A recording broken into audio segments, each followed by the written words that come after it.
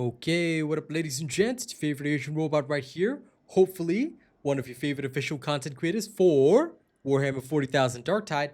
And a lot of people have been asking me if I would be willing to release more character builds and stuff like that.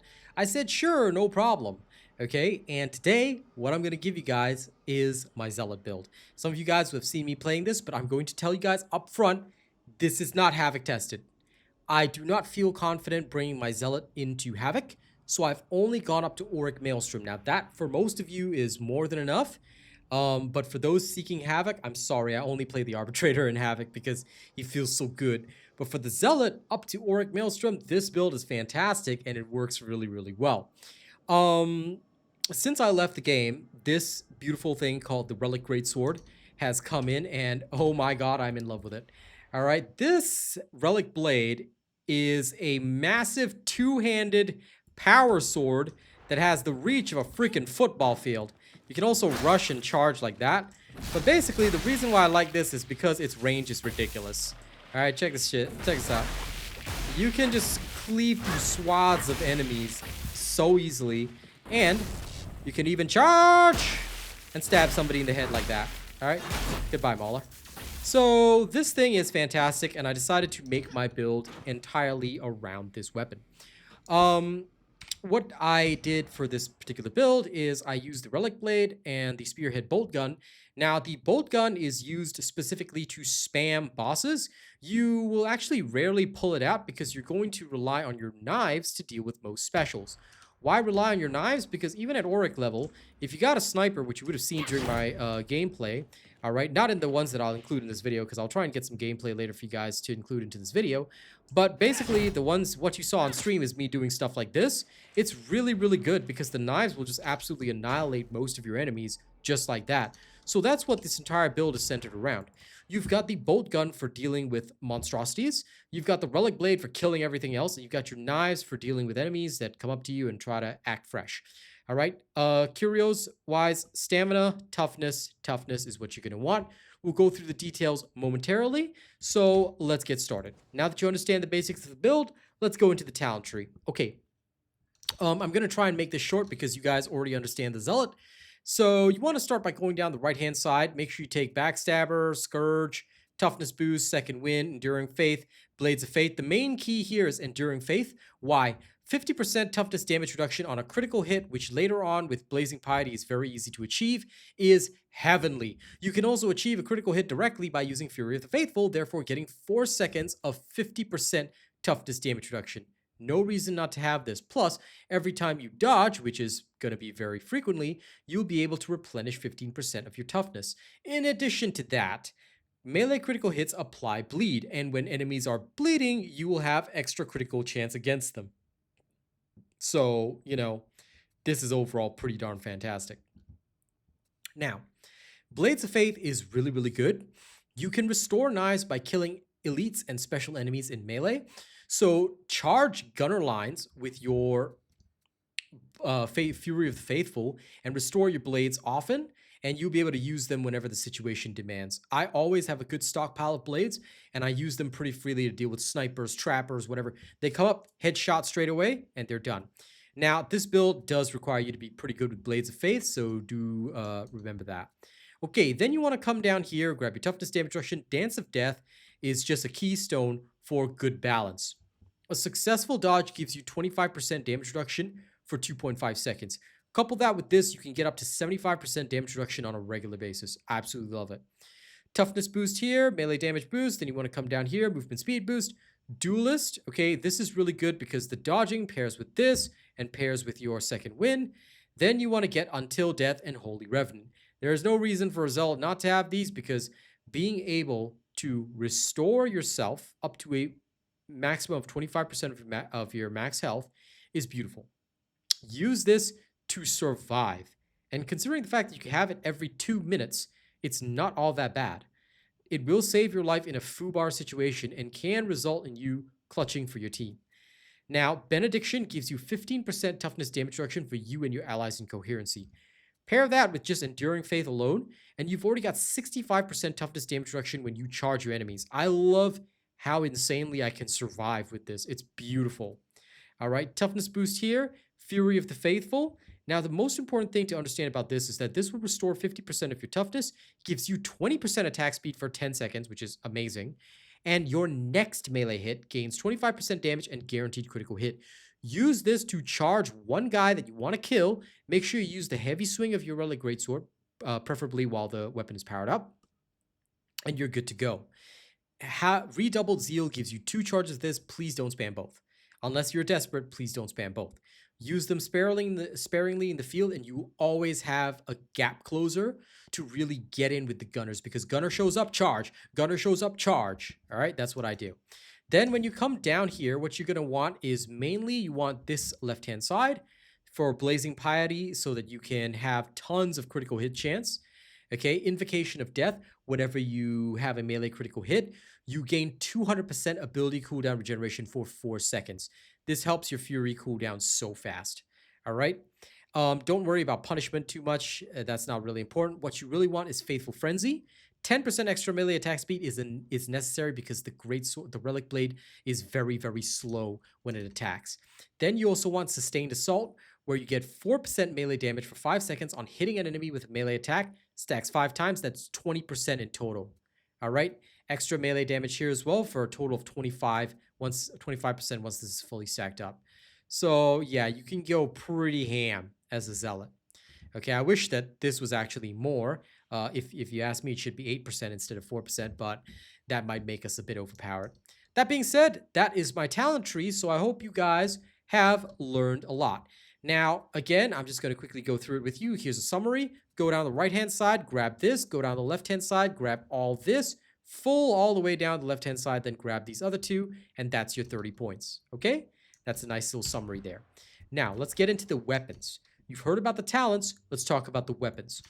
For your Relic Blade, please choose the Mark 10 because I like the pattern on the Mark 10. The Mark 10, you can go Vanguard, Vanguard, and then use 2 heavy strikes for even more Vanguard if you don't want to block reset. All right, so just to show you guys the pattern, there are 2 patterns for Horde Clear. The first pattern is like that, and then you can go for big swings, okay? Or you can go like that, block, reset, like that, block, reset, like that, block, reset. There you go, okay? So how you want to Horde Clear is up to you based on the situation, all right? I suggest you choose based on your needs because honestly, this block and then this is much simpler to me. All right, try to do a full block reset, but don't do a block push attack. All right, you want to try to avoid that because that is a 1 single shot, and this is only mostly used if you want to either kill a mutie. All right, sorry, that's my charge attack, not my block push, but yes, it will deal significant damage to a mutie, so use it if something is charging at you, or you know, in combat against these dudes, you can do something like that, and then get a strike down going. All right, you can do something like that. But that is what I prefer to do with the Relic Blade, so the Mark 10 is my Relic Blade of choice. In terms of the perks, I went with Carapace Armor and Unyielding Enemies because this is going to be the biggest challenge for this blade. The rest, you're just going to cut through like butter. Okay? Rampage, when you hit at least 3 enemies with an attack, it increases your damage by 36% for 3.5 seconds. Turns this into a fantastic Horde Clear weapon. Then Cranial Grounding will reduce the heat buildup by 6% and increases weak spot damage by 4% for 3 seconds on chained weak spot hits. It stacks up to 5 times. You're going to stack this up like crazy in a horde. Abuse this because it's great. In terms of stats, here's what you are going to want. I went with damage, finesse, heat management, and power output, all maximum. Why? Because all of this affects your damage directly. Heat generation being lower and heat dissipation being higher is good because it helps you cool this down faster. Okay? I.e. it takes only 9 seconds for this to dissipate all the heat. Finesse, of course, increases your attack speed and, of course, your weak spot damage multiplier. Keep in mind that your heavy attacks have a much higher multiplier than your light attacks. Your light attacks actually have a terrible multiplier on weak spots, so yeah, that's kind of not good. Some people have asked if the negative modifier means less damage on a weak spot. Not really. As you can see, I'm still hitting for less on the body, But if I were to hit a weak spot, I'd still do more damage even with the low multiplier. And that is all light swings. So although it is a multiplied by 0.66 times, it's not a negative multiplier. Okay, just be aware of that. Mobility, unfortunately, has to be your dump stat here. But even at 60%, it's not that bad. It would be nicer to have it higher, but you're only going to really get 2% more dodge distance, and your dodge limit is already at 4, even with a mobility of 60, so try to get these stats, if possible, on your Relic Blade. Okay, now that you understand the melee weapon, let's move on to the ranged weapon. For your ranged weapon, there's only one mark of the Spearhead Boltgun, so this is it. All right, in terms of perks, flak armored enemies, unyielding enemies. Why? This is used for monstrosities. If you ever encounter the captains or the human-based monstrosities, flak armor will save your life. All right, because that's the kind of armor they wear. You want to be able to deal with monstrosities fast, whether they're human or actual monsters, okay? In terms of the blessings, I went with Shattering Impact because, again, you're going to be using this on monstrosities. There is no reason not to have Shattering Impact. Puncture is also really, really useful because after you run out of ammo, you kind of want to charge the enemy with your melee weapon or reload the gun and spam again. Your choice. But this generally works really, really well for me. If you feel that other perks are better, like Cavalcade or whatever, replace Puncture with it. But me personally, I prefer to have Puncture and Shattering Impact. Okay. Again, this is so that in case I want to, I can chain to my melee. Now, in terms of your stats here, I sacrifice Collateral because we're not really worried about the stagger. Your stagger on this is already really high anyway. All right. Damage, reload speed, stability, and mobility is far more important because you really want to reduce the spread and the sway as much as possible. Your reload speed, you want this as high as possible because this thing takes 10 years to reload. All right. Mobility as high as possible because this can help you out. In fact, sprinting with this out would actually be faster than with the Relic Blade, which is crazy. But if you check the Relic Blade again, you'll see that its mobility stat is horrendous. So sprinting with this thing, terrible idea. It's actually better to sprint with your bolt gun out, which is saying something. You even have better dodges with your bolt guns, so just take note of that. Okay, so yeah, this is why you're going to use that. And did I miss anything? No, I didn't. Okay, great. So now I can just talk about curios and then we're done. So in terms of curios, here's what you're going to use. For your first curio, I went with max stamina, damage resistance versus gunners, stamina regen, combat ability regen. You want combat ability regen even though your cooldown is already short because it will be very helpful to you. If you find that you can cool down fast enough without it, you can swap that to something like either more types of resistance, corruption resistance. The choice is really yours, or you can get extra health, extra toughness. The choice is yours, but do whatever you want there. In terms of your second curio, you're going to want a toughness curio with toughness, stamina regen, combat ability regen. Then again, you're going to have another toughness curio with toughness, combat ability regen, stamina regen. You're not going to require much else. Why so much stamina regen? You live and die by your sprint. So zealots need a lot of stamina regen. There's no reason not to have that. Okay, that's it for your curios. That's it for your weapons. That's it for your talents. All right, that's all you need to know. Now, I'm going to try and attach some gameplay to this. So thank you very much for watching this video. Don't forget to like, share, and subscribe. Don't forget to support more Darktide content if you want to see more from me. And I'll try and get you some gameplay at the end of this. So look forward to it, and I'll see you guys in the next one. Enjoy, and don't forget to like, share, and subscribe. All right? Oh, and don't do anything weird while I'm gone. Okay? Thank you very much. See you on the next one. Bye. Okay, ladies and gents, very sorry. I could only get a Auric mission instead. And oh, wow, I loaded in with like terrible hit points already. Was trying to get a Maelstrom, but well, it didn't work out well.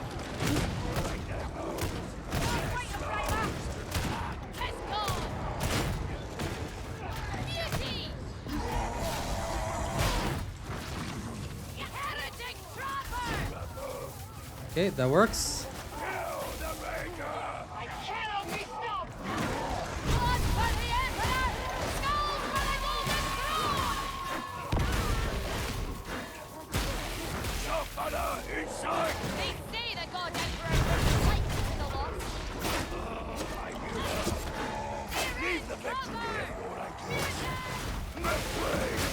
I love when I see the big horde and just go ham.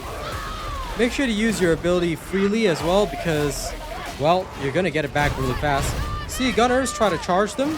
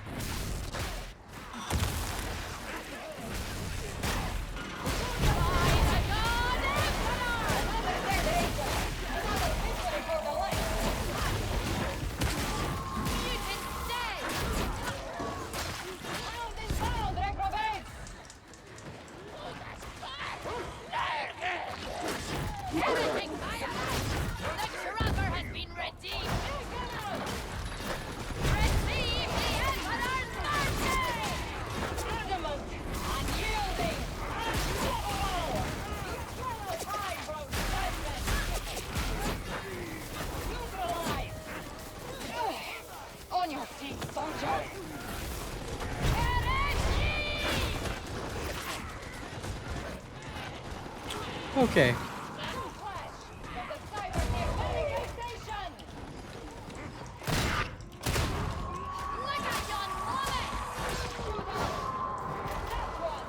The only thing I have to ask myself is, why are we actually bothering to carry this damn bot through it?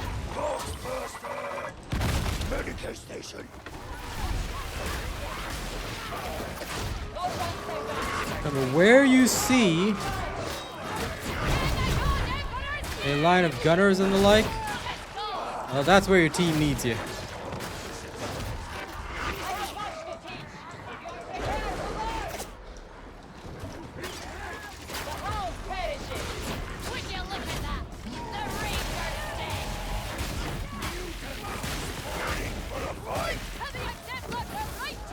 I think they're just gonna abandon the bot. We'll just do this as a 3-man, which is completely fine.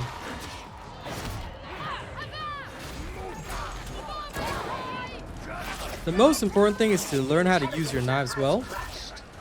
The better you are using your knives, the better.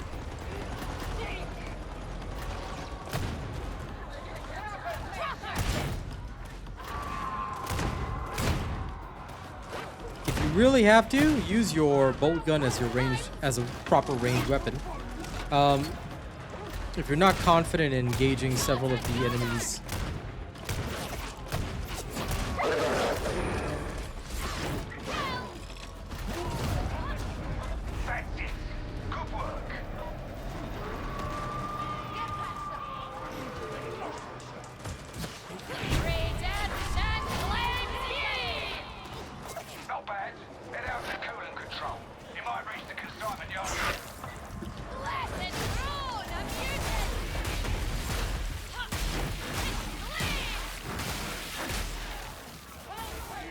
Okay, monstrosity fight, hell yeah.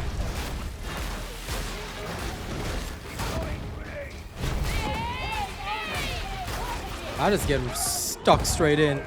And if you need to, there you go. There you go. Where I can get stuck straight in, I will. Otherwise, I don't think too hard about it.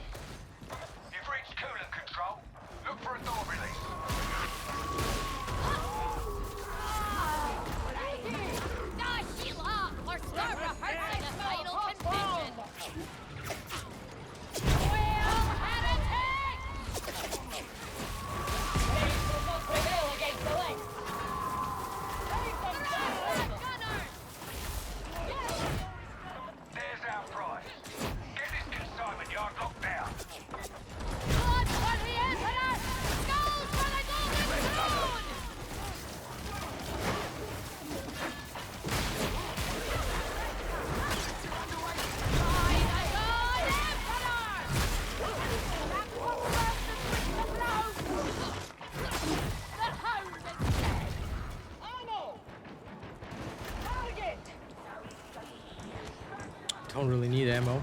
Take out those TIE fire defenses. We don't want to lose any Valkyries.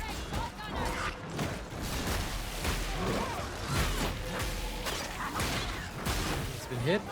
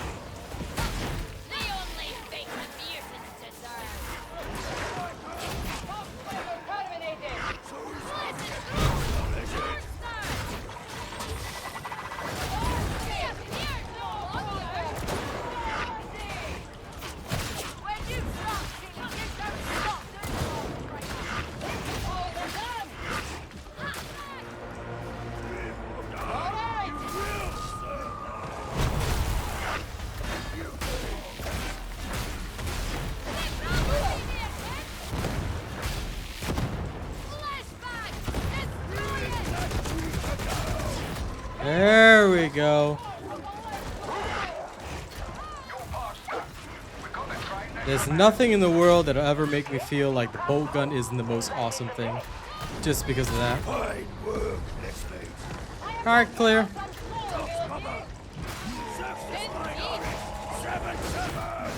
I mean, couple of wild situations, but hey, it wasn't that bad. There we go. That's an Auric damnation right there. Nice and easy. Not too crazy, not too difficult, yeah?